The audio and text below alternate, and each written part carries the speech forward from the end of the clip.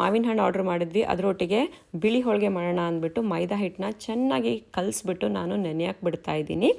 ಅದಕ್ಕೆ ಸ್ಟಫಿಂಗಿಗೆ ನಾನು ಅಕ್ಕಿದು ಮುದ್ದೆ ಥರ ಮಾಡ್ಕೊತಾ ಇದ್ದೀನಿ. ಆ್ಯಸ್ ಯೂಶ್ವಲ್ ಮುದ್ದೆ ಹೇಗೆ ಮಾಡ್ತಿರೋ ಅದೇ ಪ್ರೊಸೀಜರಲ್ಲಿ ಮಾಡಬೇಕು. ಇದು ತುಂಬ ಸುಲಭ, ರಾಗಿ ಮುದ್ದೆ ಥರ ಗಂಟೆಲ್ಲ ಬರೋದಿಲ್ಲ, ಈಸಿಯಾಗಿ ಬಂದುಬಿಡುತ್ತೆ, ಅಷ್ಟೊಂದು ಕಷ್ಟಪಡೋ ಅವಶ್ಯಕತೆ ಇಲ್ಲ.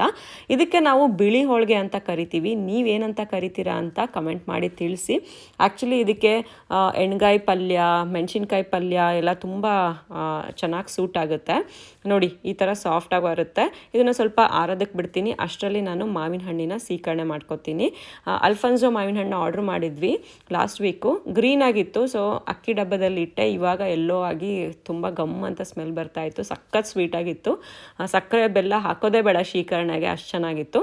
ಸೊ ಮಾವಿನ ಹಣ್ಣು ಚೆನ್ನಾಗಿ ಕಿವುಚ್ಕೊಂಡ್ಬಿಟ್ಟು ಇದಕ್ಕೆ ಬೇಕಿದ್ರೆ ಬೆಲ್ಲ ಹಾಕ್ಕೊಳ್ಳಿ, ಆಮೇಲೆ ಕಾರ್ಡಮಮ್ ಪೌಡ್ರ್ ಹಾಕಿದ್ರೆ ಸೀಕರಣೆ ರೆಡಿ ಆಯಿತು. ಬನ್ನಿ ಇವಾಗ ಬಿಳಿ ಹೋಳಿಗೆ ಮಾಡೋಣ. ಅಕ್ಕಿ ಮುದ್ದೆದು ಈ ರೀತಿ ಸ್ಮಾಲ್ ಬಾಲ್ಸ್ ಮಾಡ್ಕೋಬೇಕು. ಇದು ಬಂದು ಸ್ಟಫಿಂಗು. ಸೊ ಆಚೆ ಬಂದು ನಾವು ಮೈದಾ ಹಿಟ್ಟಿನ ಲೇಯರ್ ಮಾಡ್ತೀವಿ. ಆ್ಯಸ್ ಯೂಶ್ವಲ್ ಒಬ್ಬಟ್ಟು ಅಥವಾ ಹೋಳಿಗೆನ ನೀವು ಹೇಗೆ ಸ್ಟಫ್ ಮಾಡಿಬಿಟ್ಟು ಲಟ್ಟಿಸ್ತೀರೋ ಅದೇ ಥರ ಮಾಡಬೇಕು. ಇದು ತುಂಬ ಸುಲಭ, ಈಸಿಯಾಗಿ ಬಂದುಬಿಡುತ್ತೆ, ಹರಿಯೋದಿಲ್ಲ, ಆಚೆ ಏನು ಬರೋದಿಲ್ಲ ಸ್ಟಫಿಂಗು. ನೋಡಿ ಈ ರೀತಿ ಇಟ್ಬಿಟ್ಟು ಸ್ವಲ್ಪ ತಟ್ಟಿ ಚೆನ್ನಾಗಿ ಲಟ್ಸ್ಬಿಟ್ರೆ ತೆಳ್ಳಗೂ ಮಾಡ್ಬೋದು. ಸೊ ತವಾ ಮೇಲೆ ಇದನ್ನು ಹಾಕಬೇಕು.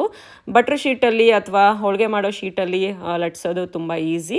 ಮೇಲ್ಗಡೆ ಎಣ್ಣೆ ಹಾಕಿ ತೆಗೆದ್ರೆ ಸಾಫ್ಟಾಗಿರುವಂತಹ ಬಿಳಿ ಹೋಳಿಗೆ ರೆಡಿ ಆಯಿತು. ನಾನು ಟೊಮೆಟೊ ಚಟ್ನಿ ಕೂಡ ಮಾಡಿದ್ದೆ, ಸೀಕರಣೆ ಮತ್ತು ಟೊಮೆಟೊ ಚಟ್ನಿ ಜೊತೆ ಬಿಳಿ ಹೋಳಿಗೆ. ಇದಾಗಿತ್ತು ಇವತ್ತಿನ ನಮ್ಮ dinner. Thank you for watching my video. See you in my next vlog.